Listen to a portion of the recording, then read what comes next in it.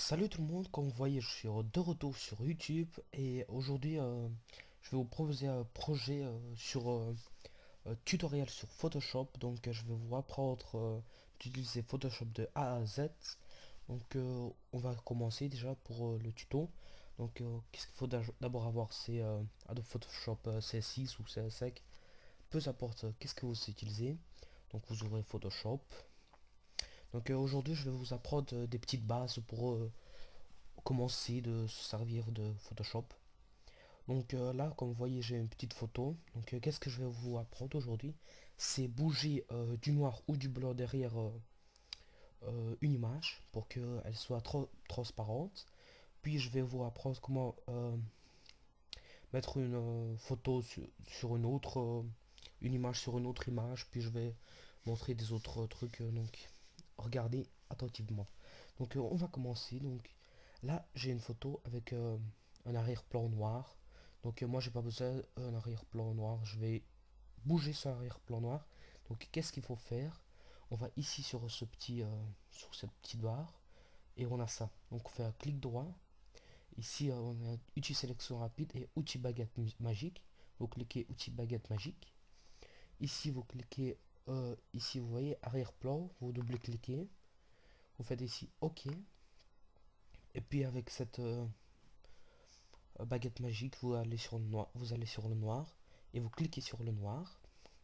Donc quand vous avez fait ça, sur votre clavier, il y a un bouton delete.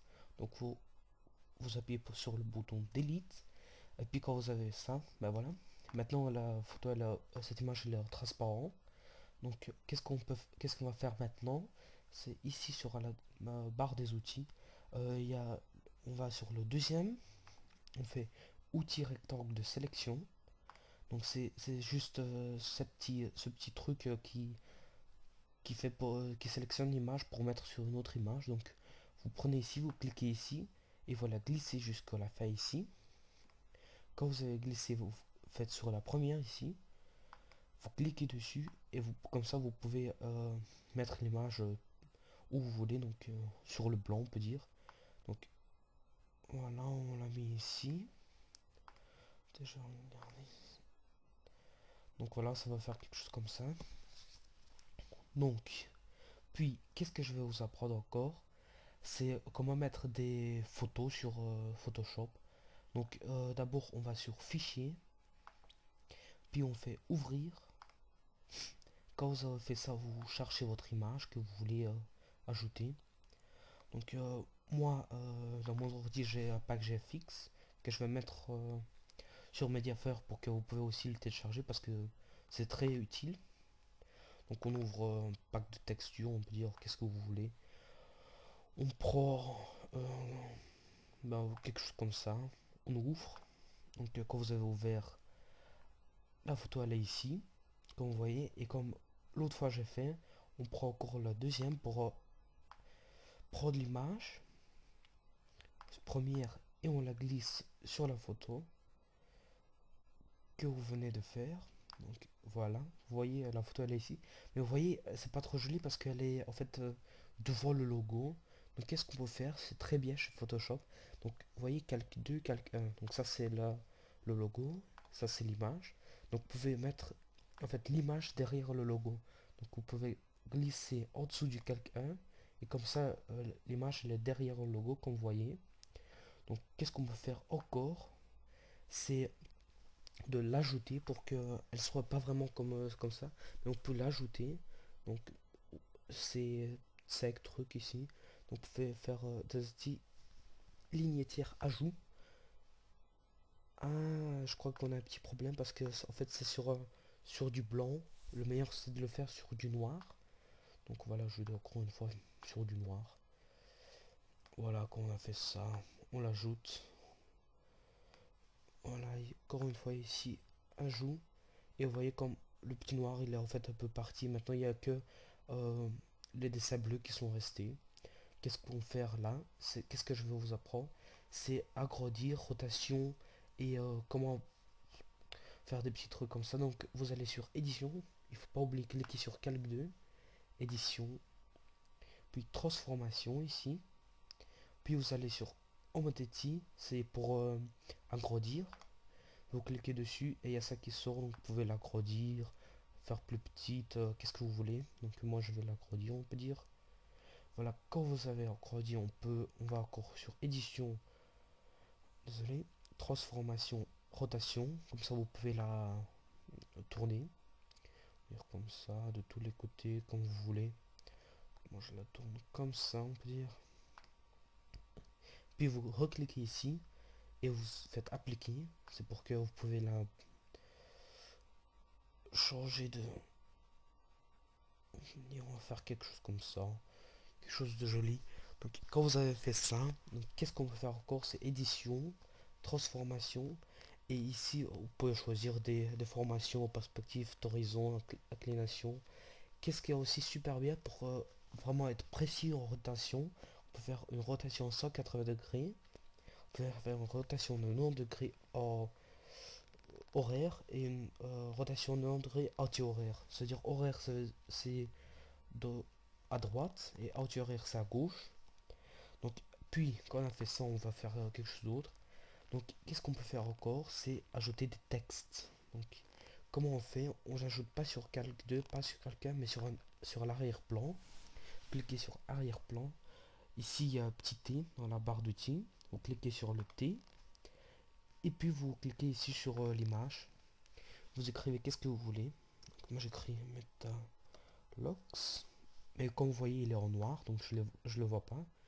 Donc qu'est-ce qu'on fait? On va ici, dans ce petit cadre noir, on clique dessus, et vous pouvez choisir la couleur que vous voulez. Donc on peut dire du rouge, blanc, du noir. Ici vous pouvez choisir qu'est-ce que vous voulez, donc on peut dire du bleu. On fait OK. Puis quand vous avez fait ça, qu'est-ce qu'on peut faire encore? On peut agrandir ici. Agrandir la lettre, on peut dire de oui, je crois que j'ai fait une bêtise, attendez. Talox. Voilà, vous le prenez comme ça.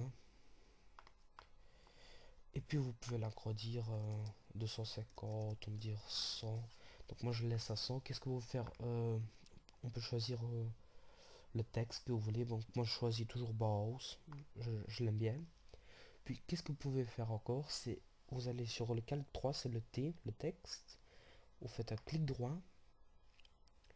Quand vous avez fait un clic droit, vous faites option de fusion.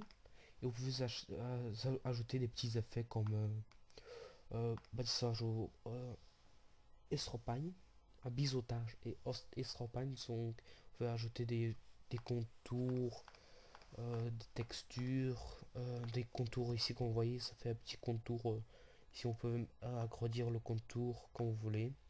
Donc puis ombre interne, ici on peut ajouter un ombre interne, lueur interne, satin, instruction de couleur, ici c'est pour changer de couleur, euh, incrustation de dégradé, donc ça c'est aussi un peu joli, des incrustations de motifs, ça c'est qu'est-ce que j'adore. Donc vous pouvez ajouter des motifs, donc vous voyez vous pouvez ajouter des motifs dans le texte en fait. Donc ok, vous pouvez aussi choisir les motifs qu'il y a déjà sur Photoshop. Vous allez ici sur petit bouton là, vous cliquez dessus et vous pouvez choisir les motifs que vous voulez, on peut dire de nature. Ok, et là vous avez des motifs de nature, vert, blanc, qu'est-ce que vous voulez. Puis qu'est-ce qu'on a encore? Des lueurs externes, donc c'est des lueurs externes et des ombres portées, ça aussi c'est joli. Donc voilà, quand vous avez fait ça, donc je vais encore vous apprendre comment. Attendez, voilà, donc on fait quelque chose simplement pour de base pour vous montrer des trucs et tout. Donc puis qu'est-ce qu'on peut faire encore? C'est prendre des trucs. Ça c'était outil rectangle de sélection. On peut faire aussi outil ellipse de sélection, c'est rond. Vous pouvez prendre des trucs ronds. On va prendre quelque chose comme ça. Et ça fait rond que vous pouvez prendre avec. Attendez, j'ai fait quelque chose pas super parce qu'il fallait prendre ça comme ça. Et vous pouvez prendre le logo, on peut dire avec. Vous prenez et vous pouvez prendre, vous voyez, j'ai pris que la demi. Puis encore une astuce, c'est super outil.